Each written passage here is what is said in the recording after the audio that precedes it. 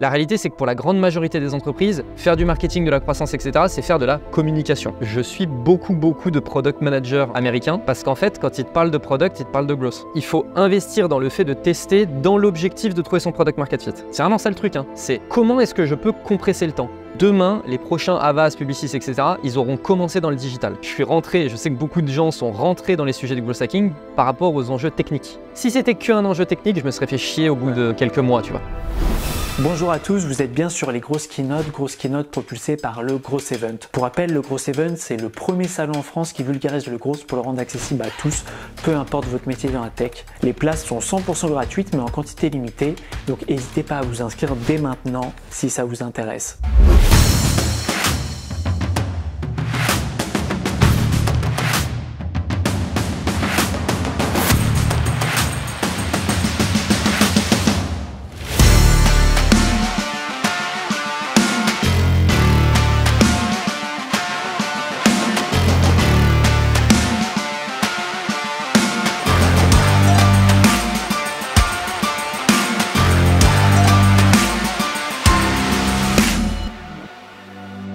Growth Event. Let's grow together.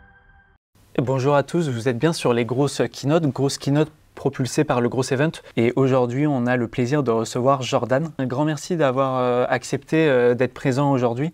On va pouvoir parler de plein de sujets qui vont être hyper intéressants. Peut-être justement pour ceux qui nous regardent et qui ne connaissent pas encore Bulldozer, quelles sont un peu les entités, surtout que dernièrement il y a des nouvelles choses qui sont greffées au fur et à mesure. Donc en gros, historiquement, nous on a un collectif, donc c'est un collectif Growth.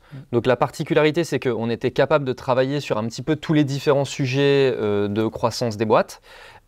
Mais généralement, après nos missions, on identifiait un ou deux gros leviers et du coup on a décidé de monter des entités dédiées de sorte à pouvoir accompagner nos clients dans la durée, mais aussi de pouvoir attirer des prospects qui ont des besoins très spécifiques. Parce que si toi par exemple tu as un besoin en SEO, quand tu vas sur Google, tu vas pas taper agence growth, tu vas taper agence SEO. Et du coup, nous, on a les compétences pour pouvoir traiter du SEO, mais pareil, on n'était pas identifié sur ces sujets. Et donc, en créant des entités dédiées, ça nous permet de pouvoir attirer aussi ces personnes qui ont des besoins très spécifiques. Pour donner un peu quelques chiffres, donc là, ça va faire 1 an et demi qu'on existe. On est plus d'une centaine de membres. On a accompagné plus d'une centaine de clients là sur les 17 premiers mois, en gros. Du coup, l'avantage, c'est qu'on est autant capable de bosser avec des boîtes qui font du B2C, du B2B, etc. Puisque la réalité, c'est que ce qui va faire la force de nos missions, c'est l'équipe qu'on va mettre. Et donc, si toi, en fait, tu es un e-commerce, en fait, dans la centaine de membres qu'on a, on a des experts e-commerce. Donc, en fait, on va te créer une équipe avec ces gens-là. C'est une équipe sur mesure que tu vas faire en fonction du projet. Exactement. En gros, c'est arrivé en France, il y a eu un vrai buzz sur tout ce qui était gros hacking, etc. Et indirectement, beaucoup de personnes avaient tendance à croire que finalement, c'était que de la croissance à court terme. Comment est-ce que vous faites à Bulldozer? Est-ce que justement, vous essayez de construire des stratégies de croissance à long terme? Il y a une réalité qui est que tu dois financer ta croissance. Et donc, le meilleur moyen de financer sa croissance, c'est d'avoir des résultats court terme. Et ces résultats court terme, tu vas pouvoir les réinvestir dans des initiatives qui ont un peu plus de long terme. Tu vois. Nous, c'est vraiment ça notre logique. Et donc, généralement, ce qu'on va faire, c'est qu'on va commencer par des choses court terme et moyen terme. Ça a plusieurs valeurs. Déjà, ça va rassurer le client sur notre capacité à générer du business. Parce que sinon, tu peux toujours te cacher dans le « oui, mais t'inquiète, ça viendra dans le long terme. » Voilà, ça viendra dans 1 an, tu vois. Non, nous, on veut pouvoir rassurer sur le fait qu'on est capable de générer du business et que c'est ça notre objectif principal. En plus de ça, généralement, nos clients, quand ils viennent nous voir, c'est qu'ils ont des problèmes de croissance. Et donc, quand ils ont des problèmes de croissance, à un moment donné, il leur faut du cash, tu vois. Mais bien évidemment que les apprentissages qu'on a sur le court terme vont avoir un impact sur les initiatives qu'on va vouloir mettre sur le long terme, notamment. Et tu vois, l'exemple typique, tu vois, pour moi, pour caricaturer un peu le truc, c'est parfois, tu vas lancer des pubs sur Google et ces pubs sur Google vont te permettre d'identifier des opportunités SEO. Et donc en fait le truc c'est que tu commences par une vision court terme et ça te permet d'identifier des éléments long terme. Est-ce que justement il y a des synergies à créer entre les différents leviers? Tu parlais par exemple justement du SEO qui donnait des insights pour exploiter dans le SEO. Est-ce que vous essayez de faire des complémentarités comme ça avec les différents canaux qui existent? Ouais, c'est justement ça je trouve la valeur du collectif, c'est que on peut se permettre, parce qu'on a plein d'experts, de réfléchir de manière hyper large Ok. à tous les canaux, toutes les synergies qu'on peut créer, etc. Puisque de toute façon, on sera capable de les gérer, Ouais. vu qu'on a les compétences. Si on step back un peu sur qu'est-ce que c'est que le growth, pour moi, le growth, c'est vraiment c'est travailler sur ce qui génère de la croissance dans une boîte. Et ce qui génère de la croissance dans une boîte, généralement, c'est 3 gros pôles. Ok. C'est la partie commerciale, la partie marketing et la partie produit. Ouais. Et à l'intérieur de la partie marketing, tu as plein de sujets. À l'intérieur de la partie produit, tu as plein de sujets. À l'intérieur de la partie commerciale, tu as plein de sujets. Et du coup, c'est hyper important constamment d'avoir cette vue large sur ces 3 gros leviers-là. Et tu vois, par exemple, en B2B, on a des clients qui nous disent « Ah oui, nous, on avait testé du call, mais ça marche pas. » En réalité, le call, il y a plein de sujets qui peuvent faire en sorte que ça marche pas. Et nous, du coup, dans le collectif, on a des call-callers. Ouais. Et du coup, on est en mesure de dire attends, là, nous, on a identifié des propositions de valeur qui fonctionnaient bien. Là, on voit que le call d'email, ça fonctionne plutôt bien, etc. On pense que c'est un bon timing pour réessayer. Ouais. Ce qu'on te propose, tu prends pas de risque. On va impliquer un call-caller dans le prochain sprint. Est-ce que ça te dit ? Oui, ça me dit. Ouais. Et on valide, tu vois. Est-ce que vous, chez Bulldozer, vous travaillez sur d'autres étapes du funnel ARR ou est-ce que vous vous concentrez vraiment sur la partie acquisition ? Écoute, on a eu. Alors, tu vois, c'est marrant que tu mentionnes ça parce que hier, j'ai dîné avec mon co-founder, du coup, Enguerrand, et on a eu une énorme discussion sur justement le fait que aujourd'hui, on remarquait que la majorité des boîtes qui viennent nous voir, en fait, elles ont des problématiques d'acquisition. Ok. Voilà, la réalité, c'est celle-là. Sauf que une fois qu'on a craqué les sujets d'acquisition, derrière, il faut pouvoir aussi s'impliquer, notamment sur des enjeux d'activation, de rétention, etc. Et donc, on se posait vraiment cette question de mais comment ça se fait qu'on n'est pas plus impliqué sur ces sujets ? Du coup, ça me permet d'aborder le sujet, tu vois, on en parlait un tout petit peu en off avant, de la partie product dans le growth. Ouais. En fait, aujourd'hui, les gens, quand ils font appel à des équipes growth, c'est généralement parce qu'ils ont des besoins marketing. Ouais. Et en fait, quand ils ont des besoins, tu vois, je sais pas, il y a des problématiques d'activation, de rétention, etc., ils vont beaucoup plus envisager le fait que c'est un enjeu produit. Ok. Ouais. Ton client, s'il comprend que les enjeux d'activation et de rétention, c'est des enjeux produits, question un peu bête, quand il veut se faire aider par un partenaire, qu'est-ce qu'il va taper sur Google ? Agence product. Ouais. Voilà, il ne va pas taper agence growth. Et donc, naturellement, les boîtes qui ont ces problématiques-là, aujourd'hui, elles font beaucoup plus appel à des boîtes product qu'à des boîtes growth. Tu disais tout à l'heure que c'était hyper important d'avoir justement des liens avec les sales, avec justement l'équipe product et l'équipe market. Où est-ce qu'elle se situe l'équipe grosse dans tout ça ? Elle est quoi ? Elle est au milieu des 3 ? Elle est... Normalement, Pas facile. non. En fait, normalement, c'est une équipe indépendante, Ok. mais c'est très compliqué à mettre en place. Donc aujourd'hui, en France, on les inclut beaucoup dans l'équipe marketing. Aux US, on les implique beaucoup plus dans des équipes product. Ok. Ce qui fait que, par exemple, moi, aux US, typiquement sur LinkedIn, je suis beaucoup de product managers américains. Ouais. Parce qu'en fait, quand ils te parlent de product, ils te parlent de growth. Ouais. Là où, en fait, en France, quand tu regardes les gens qui te parlent de growth, c'est beaucoup des marketeurs. Ouais. Ok. Ouais. Et donc, tu vois, c'est un peu cette espèce de disparité culturelle. Donc, normalement, c'est vraiment des personnes qui sont effectivement indépendantes et qui vont travailler avec les 3. Mais aujourd'hui, dans les organisations, et je peux aussi comprendre les enjeux organisationnels, etc., dans les organisations, c'est généralement des ressources que tu vas mettre dans une équipe market. Souvent, j'entends pas mal de questions vis-à-vis de ça. Est-ce que déjà, c'est possible de scaler un business à grande échelle tout en restant sur de l'organique, par exemple du SEO ou ce genre de choses ? Ou est-ce qu'il faut forcément passer par plus de l'outbound, que ce soit du paid ou d'autres méthodos ? Nous, par exemple, toute notre croissance chez Bulldozer, elle s'est faite au travers de notamment mon audience LinkedIn. Ok. C'est pas parce que mon audience LinkedIn, elle fait x2 que le business fait x2. Ouais, ok. Tu vois ? Donc en fait, le truc, c'est que moi, je peux scaler mon audience.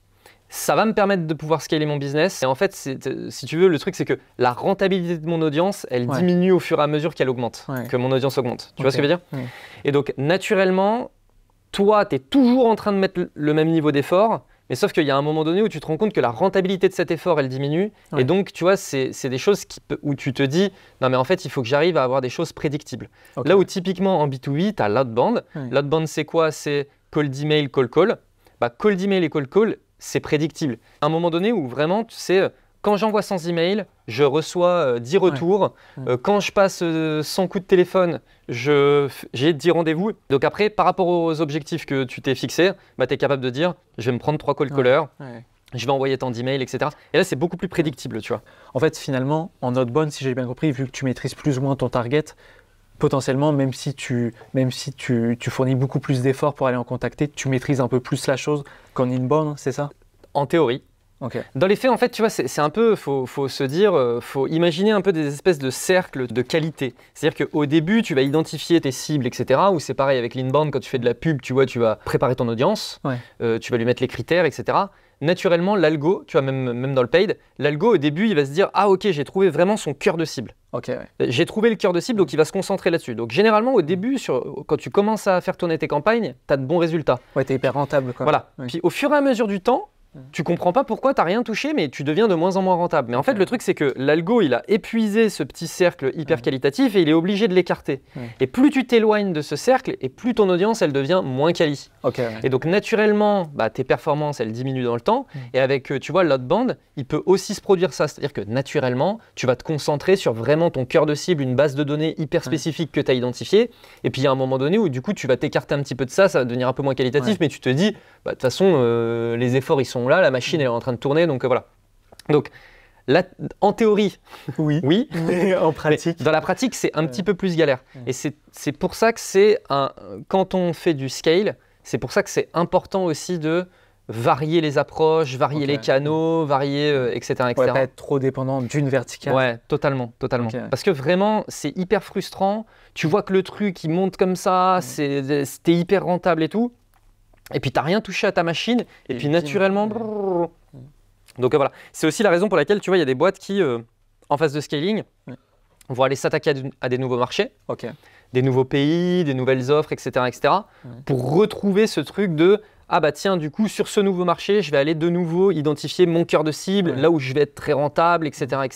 Parce que du coup, sur le marché français, par exemple, je vois que je suis un peu en train d'épuiser l'audience vraiment qualitative. Voilà. Et donc, en fait, tu l'épuises, et puis tout le cash que tu as généré, tu le réinvestis pour aller chercher ailleurs. Un autre cœur d'audience. Voilà. Et donc après, c'est pour ça que le scale, c'est quand même c'est un travail de fond. C'est un peu la galère. Est-ce qu'on peut travailler, si je me mets à la place d'une boîte, est-ce que je peux vraiment travailler sur ma croissance si je n'ai pas encore trouvé mon product market fit? Au début, il faut que tu investisses dans le fait de tester. En fait, il faut investir dans le fait de tester dans l'objectif de trouver son product market fit. Donc en fait, il faut vraiment avoir un peu cette espèce de vision entonnoir de au début, je vais tester plein de choses. Souvent, je prends un peu l'exemple du jeu du qui est. Tu vois le jeu du qui est? Où tu fais tomber les trucs. En fait, il y a des clients ou il y a des boîtes, tu sais, elles vont se poser des questions, mais tu vois, c'est face au jeu de qui est, ça va être comme si toi et moi on commençait le jeu et que je commençais immédiatement à te dire est-ce qu'il a une moustache blonde, tu vois? Oui, t'en as fait tomber un. Et du coup, après, t'en as pour un moment à aller faire tomber tous les autres, tu vois. Ultra spécifique. Exactement. Alors qu'en fait, si je te pose la question de est-ce que c'est un homme ou une femme, boum, t'en as déjà la moitié qui sont tombés. Et en fait, le truc, c'est qu'au tout début, quand tu vas te lancer, il faut que tu arrives à identifier les quelques gros tests qui vont te permettre d'éliminer les grosses tendances, tu vois. Et à partir de ces grosses tendances-là, du coup, tu vas rentrer un petit peu plus en granularité, comme le jeu du qui est, tu vois. Et puis, à un moment donné, tu vas arriver sur un truc où tu te dis, ça y est, j'ai craqué mon product market fit. Et une fois que tu as craqué le product market fit, généralement, associé à ça, tu as identifié aussi un peu un espèce de playbook, à savoir, ok, j'ai identifié mon product market fit, j'ai de la data qui est intéressante, je vois que ça y est, j'ai un peu craqué le truc. Bien évidemment, il y a des choses à améliorer, mais en tout cas, j'ai de la croissance, on a compris ma proposition de valeur, je génère du business. Maintenant, il va falloir que je rentre dans une phase d'accélération. Le playbook, qu'est-ce que ça va être? C'est un registre où tu mets tous tes apprentissages? Ouais. Pour caricaturer, c'est tu mets un peu toutes les variables que tu as testées. Donc, généralement, nous, on part du framework que moi j'appelle le framework CTVP, donc Channel Target Value Proposition. Et donc, en gros, tu vas te dire, ça, c'est tous les canaux que j'ai testés, ça, c'est toutes les targets que j'ai testés, ça, c'est toutes les propositions de valeur. Et tu vas mettre le niveau de rentabilité de chacun de ces éléments. Et ensuite, du coup, tu vas te dire, ok, j'ai vu que tel target sur telle audience, sur tel canal, avec telle proposition de valeur, voilà le niveau de rentabilité. Là, il faut que je pousse là-dessus, tu vois. En fait, tu dois trouver le parfait alignement entre les trois, c'est ça dans un premier Exactement, temps. Vous, chez Bulldozer, est-ce que justement vous avez accompagné des boîtes pour les aider à trouver leur product market fit? Beaucoup. On en accompagne beaucoup là-dessus. Alors, parce que j'imagine du coup que les enjeux ne sont pas du tout les mêmes avec une boîte qui l'a déjà et qui veut scale, quoi. Ah, complètement. C'est complètement différent. Déjà, une boîte qui veut scale, l'équipe qu'on met en place, c'est que des experts. Parce qu'en fait, on est déjà capable de regarder un historique et en regardant l'historique, on est capable de dire, en fait, tu as déjà fait les tests, on est déjà en mesure de te dire il faut que tu appuies là-dessus, là-dessus, là-dessus, donc on va te mettre les experts pour appuyer sur ces trucs-là. Quand tu n'as pas encore trouvé ton product market fit, et d'ailleurs un point qui est important, c'est qu'il y a des boîtes qui vivent, qui ont de la croissance, mais qui n'ont pas de product market fit. Elles ont un business qui tourne, etc., mais elles n'ont pas craqué le truc, quoi. Tu vois, c'est vraiment, elles sont très nichées, et puis tu sens qu'elles triment pour aller chercher leurs clients, etc. Et donc vraiment, elles se battent, elles y arrivent, mais elles se battent. Quand tu as le product market fit, tu ne te bats plus vraiment, en fait, c'est ça le truc. Et donc, nous, on a beaucoup de boîtes qui viennent nous voir. Donc, typiquement, je ne sais pas, elles viennent de lever un seed. Et donc, vu qu'elles viennent de lever un seed, ben, elles se disent je viens de lever un seed avec pour objectif de pouvoir trouver mon product market fit. Et donc, elles font appel à nous en nous disant bah voilà, et nous, on a une mission qu'on appelle la mission commando, c'est un accompagnement de 3 mois. Et en fait, notre objectif, c'est en 3 mois, on trouve ton product market fit. Voilà. Et donc, on teste plein de trucs et voilà. Et donc, on a beaucoup de boîtes qui viennent nous voir par rapport à ça. Et là, tu vois, on passe par vraiment… on a un premier noyau d'équipe qui est un peu généraliste. Et puis, au fur et à mesure des sprints, on va commencer à ajouter des petits experts, etc. Et voilà. Et l'objectif, c'est qu'à la fin, tu aies effectivement le playbook que je viens de te mentionner. Si vous voyez cette vidéo, c'est que vous êtes à la moitié de l'épisode. Regardez la suite, car le meilleur est dans la seconde partie. Également, si vous ne l'avez pas encore fait, je vous encourage à réserver vos places pour le Growth Event. Elles sont 100% gratuites, mais en quantité limitée. Comment est-ce que tu verrais le Growth évoluer ces prochaines années? En France, je pense qu'il va aller de plus en plus vers du product. On en parlait en off avant sur le fait que aujourd'hui, je vois pas mal d'anciens growth devenir product manager. D'accord, Et comme je te disais, aux États-Unis, il y a beaucoup de product managers. En fait, quand tu vois le contenu qu'ils postent, etc., c'est des growth. C'est du growth. Tu vois. Donc, je pense qu'il y a vraiment cette partie où le growth va beaucoup plus s'impliquer dans le product. Parce qu'aujourd'hui, notamment, les sujets d'acquisition deviennent globalement de plus en plus simples. Et ce qui, tu vois, faire de l'automatisation d'email, il y a 5 ans, c'était quoi, tu peux automatiser l'envoi des emails, tu vois. Et aujourd'hui, c'est une norme. Voilà. Et donc, le fait que tous ces enjeux d'acquisition qui étaient un peu de la folie il y a 5 ans, aujourd'hui, ce sont un peu la norme, bah, naturellement, tu as de plus en plus de gens qui ne sont pas des growth et qui savent faire. Et donc, quand tu es growth et que tu veux vraiment avoir de la compétence, il faut que tu t'impliques sur des sujets de plus en plus techniques, product, etc. Donc ça, je pense que vraiment, ça va être l'évolution qui va y avoir. Un peu pareil, selon toi, dans les prochaines années, qu'est-ce qui va être clé pour une startup pour trouver rapidement son market fit et pouvoir après lancer son acquisition à grande échelle? Bah ça, je pense que ça va pas changer pour le coup. Je pense que ce qui fait que les boîtes, elles arrivent à trouver leur product market fit, c'est être détaché émotionnellement de ses idées. Enlever l'ego, quoi. Enlever l'ego. Vraiment, c'est un truc de fou, comme il y a des boîtes, elles n'arrivent pas à trouver leur product market fit. Et spoiler, la première boîte que j'ai montée en 2017 ou en 2016, c'est exactement ce qui s'est passé. J'ai mis beaucoup de temps à me détacher de ce truc-là parce que j'étais convaincu de mon machin, mais les gens ils comprennent pas, moi je comprends, tu vois un peu ce truc-là. Être détaché émotionnellement de ses idées, avoir une vraie cadence de test. Et biais pour l'action. Je suis en train d'activer des trucs, je suis en train d'analyser ma data, etc. Et ça, il y a 10 ans, dans 10 ans, ce sera pareil. Est-ce que la rapidité d'exécution, c'est un avantage par rapport à ceux qui sont en face de toi? Bah, en fait, plus tu exécutes rapidement, plus tu as tes apprentissages rapides. Et plus tu es capable d'aller chercher des opportunités. Voilà. Et tu vois, nous, le genre de discussion, qui pour moi, c'est vraiment des discussions difficiles que j'ai parfois avec des boîtes, on a des prospects des fois qui viennent nous voir, et clairement, ils n'ont pas trouvé leur product market fit. Ils en sont conscients, ils le cherchent.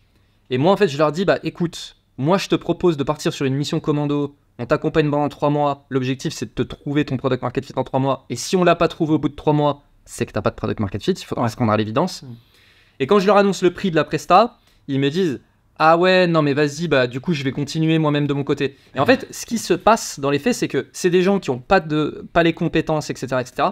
Donc en fait, le truc c'est que ils vont essayer de monter en compétences, ils vont essayer de faire des petits tests. Quand ils vont faire leurs tests, à la fin, la conclusion ce sera est-ce que en fait j'ai pas eu de bons résultats parce que je suis mauvais, ou est-ce que j'ai pas eu de résultats parce qu'il y a vraiment pas de résultats à prendre. Et en fait, le truc c'est que je sais très bien que ce qu'on va leur faire en 3 mois, eux, ça va leur prendre 2 ans. Et donc, moi, souvent, je leur dis, si tu étais payé au SMIC et que pour ce que tu fais là, où tu vois, tu as ton chômage pendant 2 ans, ok, tu arrives à l'issue de tes 2 ans, tu as testé une seule idée de boîte, celle que tu es en train de me pitcher. Au bout des 2 ans, tu te rends compte que tu n'as pas ton product market fit. Du coup, tu feras quoi après? Après, tu seras dans l'obligation d'aller trouver du boulot, etc. parce que tu arrives à la fin de tes droits chômage, tu vois, typiquement. Je leur dis, moi, je te propose de effectivement dépenser de l'argent, mais tu as ta réponse dans 3 mois.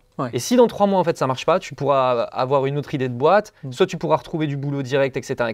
Et en fait, avoir cette logique de… En fait, moi, ce que je souhaite, c'est compresser le temps. C'est vraiment ça le truc. C'est comment est-ce que je peux compresser le temps? Et compresser le temps, naturellement, ça nécessite parfois de payer des prestats, des gens, etc. Mais en fait, ça a une valeur de dingue. Quelles sont, selon toi, les compétences qui seront les plus demandées chez quelqu'un ces prochaines années et qu'il faudrait dès aujourd'hui maîtriser si on veut travailler dans ce domaine?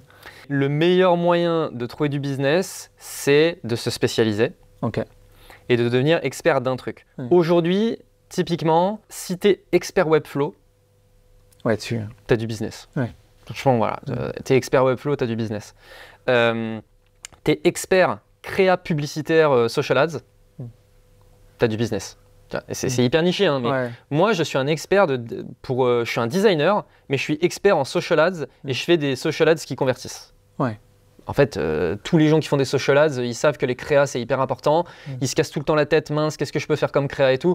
Si ça, c'est ton truc, franchement, tu vas trouver du boulot hyper rapidement. Mais je peux aussi comprendre que c'est une réponse frustrante parce que moi, typiquement, je suis un profil un peu généraliste. J'ai pas envie de me spécialiser dans un seul truc. Du coup, comment je fais? Et donc là, après, les solutions, c'est de se spécialiser sur des métiers typiques product. Et le métier de product, c'est un métier qui t'apporte de l'expertise un peu technique, etc., mais qui te laisse un peu quand même cette espèce de vue généraliste. Macro, Voilà. Et du coup, tu vas commencer par product, mais vouloir être impliqué dans des sujets growth et market, tu vois, arriver à créer ce pont-là. Naturellement, tu vas pouvoir évoluer au sein des entreprises assez rapidement parce que tu auras cette vue un peu macro. Peut-être pour revenir un petit peu à Bulldozer, quelles sont, toi, tes prochaines ambitions avec Bulldozer dans 5-10 ans? Qu'est-ce que tu aimerais que ça devienne au fur et à mesure? C'est une discussion que j'ai régulièrement, donc j'ai eu le temps de déjà potasser le truc. Bulldozer, il y a 2 trucs. Il y a ce qu'on est capable d'offrir à nos clients et le modèle de collectif en tant que tel. Le fait de travailler avec des freelances, etc.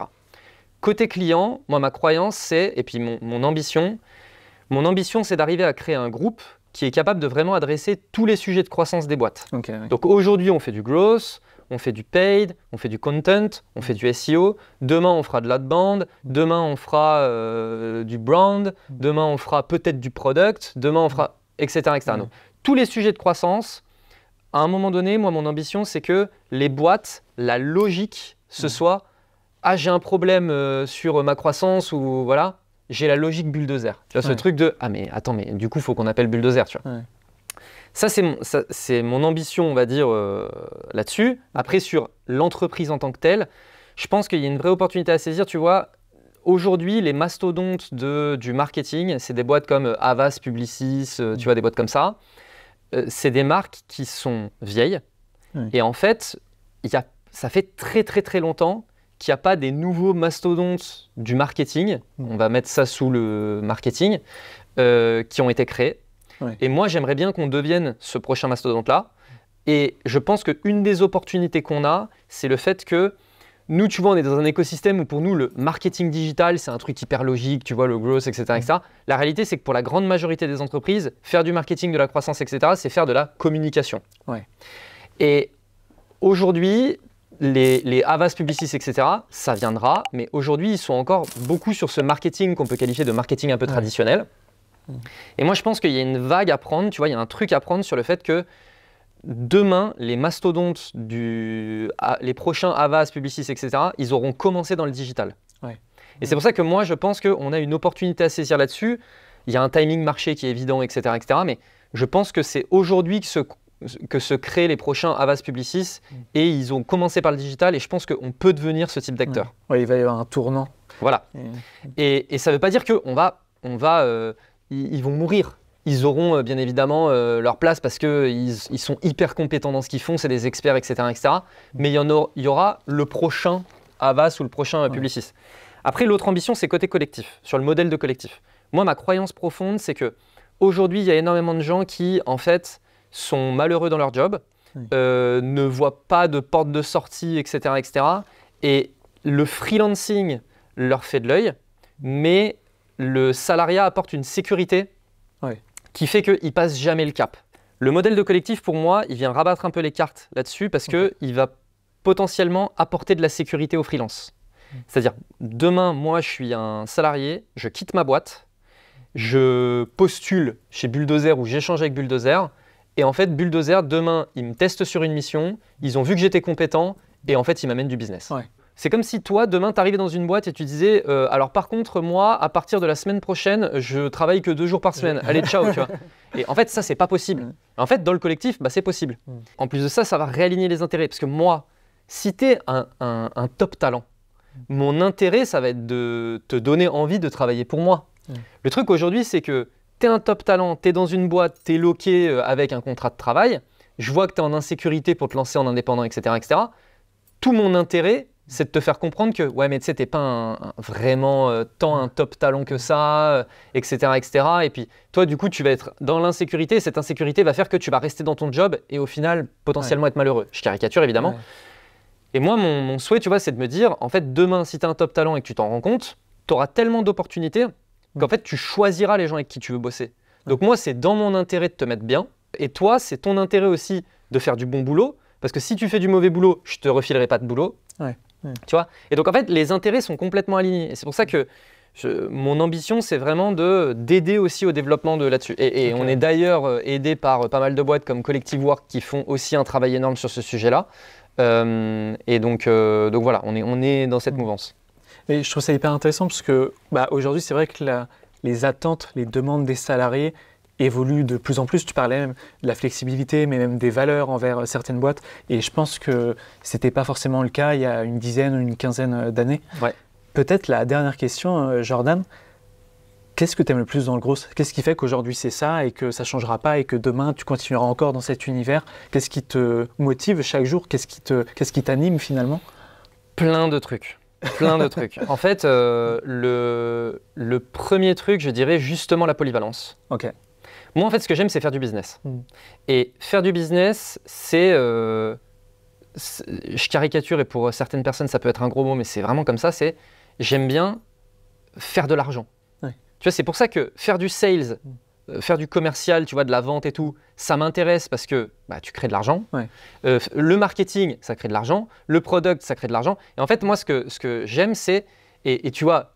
Le dire de manière politiquement correcte, ça voudrait dire j'aime créer de la valeur. Ouais. Oui, parce qu'en France, ça peut être assez. Non, mais voilà, c'est un sujet un peu. Et en fait, le truc, c'est que tu vois, la version politiquement correcte, ce serait de dire moi, mon kiff, c'est de créer de la valeur. Oui, mais comment elle se mesure cette valeur?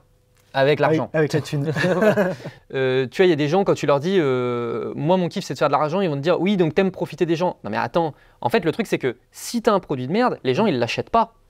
Donc en fait, le truc, c'est que le meilleur moyen de gagner de l'argent, c'est de servir la cause des gens. Donc en fait, moi, et c'est mon deuxième kiff, c'est me mettre au service des gens et de leurs besoins, etc. Et ce travail de sociologie et de psychologie. La sociologie, la psychologie, c'est un kiff. Et vraiment, au travers des tests, tu vois, au travers des méthodos, de la data qu'on récolte et tout, récolter de la data et se rendre compte de ça, les gens, ils comprennent pas. Ça, les gens, ils adorent. Ok, cette cible-là, elle est plus affinitaire avec ce truc. Cette cible-là, elle est plus affinitaire avec ce truc. Et tu vois, un peu cette espèce d'analyse de ah ok, mais du coup, ces gens-là, machin, nan, nan, nan. Et tu vois, c'est passionnant. Parce vraiment, c'est passionnant. Au final, c'est de l'humain, quoi. Enfin, mais c'est que ça. On parle d'apprentissage, mais la finalité, c'est que de l'humain, quoi. Et ça, c'est vraiment l'erreur d'ailleurs que font beaucoup de gens. Et tu vois, par exemple, le growth hacking, on en parlait tout à l'heure. Tout le monde, peut-être pas tout le monde, mais en tout cas moi, je suis rentré, je sais que beaucoup de gens sont rentrés dans les sujets du growth hacking par rapport aux enjeux techniques. C'est ah ouais, tu vas pouvoir hacker des systèmes, tu vas pouvoir automatiser des emails, tu vas pouvoir machin. Et tu sais, tu as l'impression que tu mets la technologie à ton service complètement, etc. Plus j'avance dans le métier, plus je me rends compte que non, mais en fait, ça, c'est le moyen que tu as de servir la cause de tes clients, de tes prospects, etc. Et en fait, c'est qu'un enjeu humain. C'est que ça. Et plus j'avance, si c'était qu'un enjeu technique, je me serais fait chier au bout de quelques mois, tu vois. En fait, la technique, c'est un moyen d'eux, c'est ça? Exactement. Et pourquoi je suis resté dans ce truc et pourquoi j'adore? Parce que c'est de l'humain et tu es en train d'essayer de comprendre comment apporter de la valeur aux gens, etc. etc. Et donc, tu vois, cette polyvalence de je suis capable de travailler sur plein de sujets qui va être capable de créer de la valeur, hashtag créer du cash. Je mettrai un titre avec de la voilà. et puis ce côté hyper sociologie, blablabla. Et après, moi j'aime beaucoup aussi travailler avec les gens, quoi, travailler en collaboration avec les gens. J'aime pas particulièrement le management, mais la collaboration avec les gens, c'est un truc que j'adore. Ok. Un grand merci Jordan, on va arriver à la fin de cette grosse keynote. C'était super gentil de prendre un peu de temps, de venir nous parler de ce que tu fais en ce moment avec Bulldozer, mais aussi d'en apprendre un peu plus sur toi et sur la vision que tu as du Gros. Petit rappel pour ceux qui nous regardent également, n'hésitez pas à vous inscrire au Gros Event si ça vous intéresse. Donc c'est le premier salon en France qui vulgarise le Gros pour le rendre accessible à tous. Est-ce que si on te garde une place, Jordan, tu viendras? J'espère bien que je serai présent. Ouais. C'est fait, on te garde une place alors. Et bonne journée à tous ceux qui nous regardent et bonne soirée à ceux qui sont en fin de journée. Un grand merci d'avoir regardé cet épisode dans son intégralité. Au total, on a interviewé plus de 40 experts dans le Gros, donc si tu as aimé, je t'invite à liker, mais également à t'abonner pour ne pas louper les prochaines interviews. Également, si tu l'as pas encore fait, je t'invite à t'inscrire au Gros Event. Les places sont 100% gratuites, mais en quantité limitée, donc il faut en prendre dès maintenant si tu veux être sûr d'en avoir encore de disponibles. Et pour t'inscrire, rien de plus simple, tu tapes Gros Event sur Google, tu cliques sur le premier lien, tu rentres ton nom, prénom, adresse mail et le tour est joué, tu as réservé ta place pour l'édition 2024. En attendant, je te dis rendez-vous au prochain épisode. À très vite, à bientôt.